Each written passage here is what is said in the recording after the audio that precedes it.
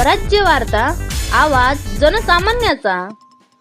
ते आता ते मध्ये कोणचे साहेब होते त्यांनी ते सुरेश दादा साहेब होते. ते सुरेश दादा साहेब आता भेटलेत. आता इथे ते म्हणलेत की मंत्रालयामध्ये फडणवीस साहेब आहेत, त्यांना भेटा म्हणून जाऊन तिथं जाऊन तुम्ही भेटा म्हणले असे म्हणले.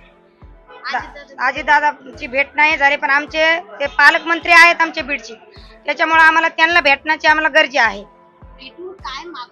आम्ही मागणी एवढंच करणार, आम्ही रस्त्याला बसलेले आहेत, आमचे घरदार सारे पाडलेले आहेत, आमचे घर पण लोकांनी जाळून टाकलेले आहेत, आम्हाला खाण्यापिण्याची सुद्धा व्यवस्था नाही, आम्ही उघड्यावर बसलेलो आहेत. आम्ही एवढंच न्याय मागणार आहे सरांना. पण तुम्ही म्हणतात की खोक्या भोसले अर्थात सतीश भोसले तुमचा नातेवाईक आहे, त्याच्या घरी जी शिकारीची जाळी सापडली, मांस सापडलं हरणाचं, ते त्याच्या घरात नव्हतं, त्याच्या घरी कुणीतरी आणून ठेवलाय असं तुमचा आरोप आहे. तो नक्की आरोप काय आहे? ते आरोप आहे ना, ते खोटा आरोप आहे की आम्ही अमोल गरकड साहेब जे आहेत वनीकरांचे वन अधिकारी जे आहेत, त्यांना जे गाववाल्यांनी दशरथ वनवे, भरत खारमाटे, माऊली शिरसट, नवनाथ ढाकणे हे लोक धनंजय मुंडे साहेबाचे कार्यकर्ते आहेत. ते जर हे जे आमचे आहेत ते हे आम्ही गरीब लोक आहेत, तर ते आमच्या घराला सतीशच्या घराला कॅमेरे होते, त्यांनी आमच्यावर जाणून बुजून आमच्या घरावर त्यांना आम्ही म्हणत होतो साहेब तुम्ही ते जाळे आणतात आमच्या घरी टाकतात, ते आरोप ते आमच्या घराला सतीशच्या घराला कॅमेरे आहेत, तुम्ही असा आमच्यावर काही आरोप करू नका, हे खोटा आरोप करू नका. त्यांनी हे ढाकणे कंपनीच्या गाववाल्याचे आमचे भांडणं होते, त्या भांडणामध्ये सतीश तिथं नव्हता, त्या घरी होता कॅमेऱ्यामध्ये.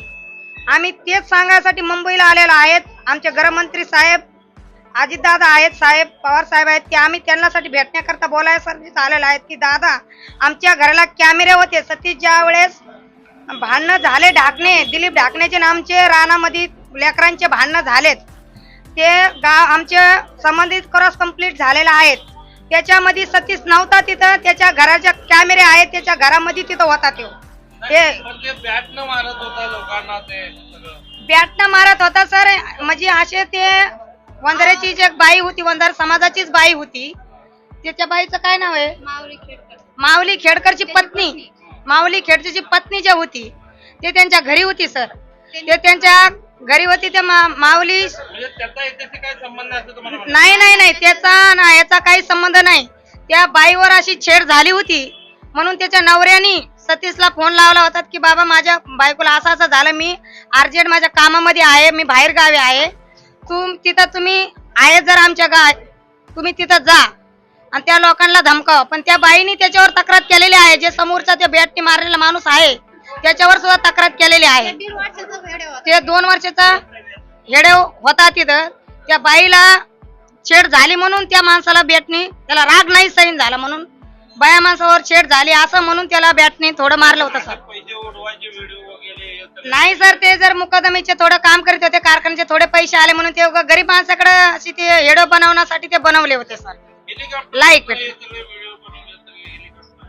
नाही सर, आता ते जर आता गरीब माणसाला थोडा करता 10-5 रुपये आले की आदिवासी समाजाचे असल्यामुळं त्यांना गेले असते सर. ते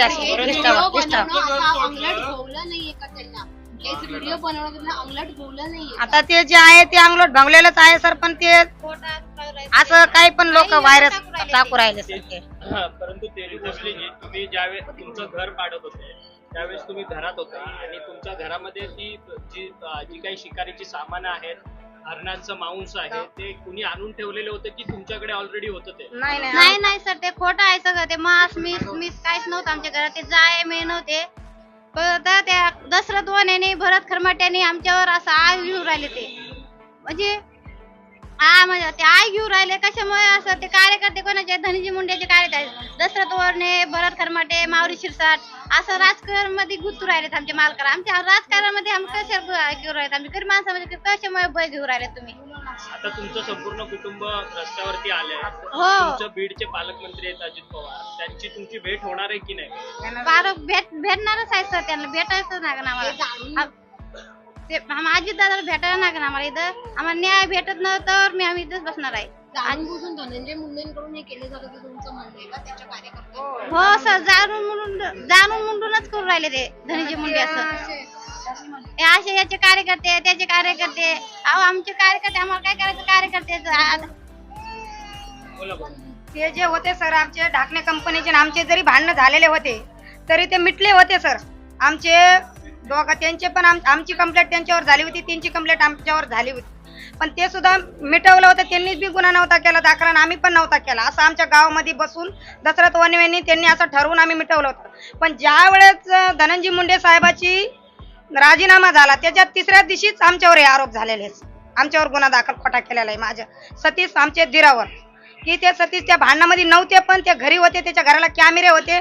त्यांनी हेच धनंजय मुंडेच्या कार्यकर्त्यांनी ते अमोल गरकळला सांगून की त्याच्या घरचे सगळे खरे निघते, हे नष्टपुरावा करून टाका म्हणून त्यांनी त्या घराच्या नष्टपुरावा करून टाका. हे जर कॅमेरे दिसले शासनाला तर हे अवघड होऊन जाईल आपलं, त्याच्या अंगलोट येईन म्हणून त्यांनी जाणून बुजून हे आमच्या घर त्यांनी त्या कार्यकर्त्या लोकांनी दशरथ वनवे त्यांनी आमच्या घरात हे नष्टपुरावा करण्यासाठी केलेलं आहे.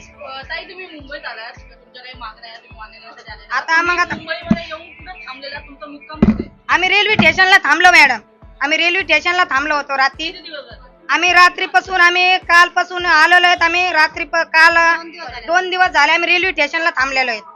आम्ही तिथून इथं आता आमचे पालकमंत्री अजितदादा आमचे पालकमंत्री आहेत बीडचे म्हणून आम्ही इथं आलेलो आहेत. आम्हाला तिथं न्याय भेटला नाही. आम्ही कलेक्टर ऑफिसला उपोषणला बसलो. आम्ही तिथं आम्हाला तिथं न्याय भेटलेला नाही म्हणून आम्ही इथं मुंबईमध्ये दादाला भेटण्याकरता आलेलो. का की सत्य परिस्थिती दादांना बी कळायला पाहिजे. सुरेश धस यांनी काही तुम्हाला मदत नाही केली ना? काही नाही केली मॅडम आम्हाला मदत. आम्ही मदत आम्हाला ते आले भेटून गेले पण आम्हाला काहीही मदत केलेली नाही. आमचा त्यांचा काहीही संबंध नाही. ते जरी आमदार साहेब आमच्या आष्टीचे असतील तरी ते सर्वांचेच आमदार आहेत का आमचेच नाहीत. असे कार्यकर्ते किती पण आहेत त्यांच्यापाशी. आमच्यावरच का असं काय पण आरोप घ्यायचा का मुंडे साहेबाच्या कार्यकर्त्यांनी नाही ना. असं करून जमणार. आम्ही सत्य परिस्थिती दादांना सांगू की दादा ज्यावेळेस ढाकणे कंपनीचे आमचे भांडणं झाले होते त्यावेळेस सतीश घरीच होता. त्याच्या घराला कॅमेरे आहेत आणि त्याला कॅमेऱ्यामध्ये त्या भांडणामध्ये सतीशनी ढाकण्याच्या दवाखान्यामध्ये त्याच दिलीप ढाकण्याला नेऊन टाकलं होतं कारण की आमच्या गावचे लोक आहेत म्हणून. पण यांनी आमच्यावर जाणून बुजून आमच्यावर आरोप घेतलेला आहे. हो सर, म्हणून आम्ही दादाला सत्य परिस्थिती सांगणार आहोत.